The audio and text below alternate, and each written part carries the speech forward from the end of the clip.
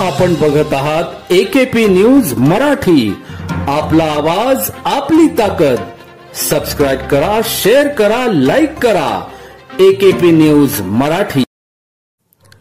अमरावती एक्सप्रेसने भुसावळ ते ठाणे प्रवास करणारी वृद्ध महिला अरुणा रत्नाकर चित्तेवान वय 60 जिल्हा ठाणे ही महिला इगतपुरीतून गाडी सुटल्यानंतर कसारा घाट येथे थांबलेल्या गाडीत घुसून या महिलेची पर्समधील अज्ञात चोरट्याने 4,47,634 रुपये किमतीचे सोन्याचे दागिने हिसकावून पळून गेले होते।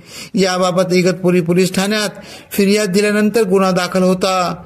सदर याचा शोध पोलीस अधीक्षक स्वाती भोर, उपविभागीय पोलीस अधिकारी लोहमार्ग मनमाड सूर्यकांत बांगर, इगतपुरी रेल्वे पोलीस ठाण्याचे सहाय्यक पोलीस निरीक्षक बालाजी शेंडगे यांच्या मार्गदर्शनाखाली सुरू होता।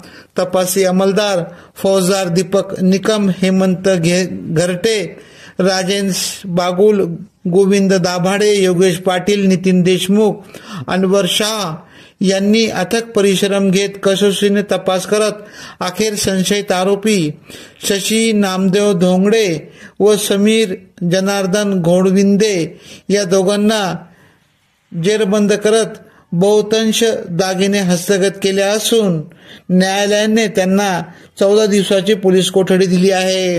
दोघांकडून आणखी गुन्ह्याची उकल होऊ शकते। याबाबत इगतपुरी रेल्वे पोलीस अधिक तपास करीत आहेत।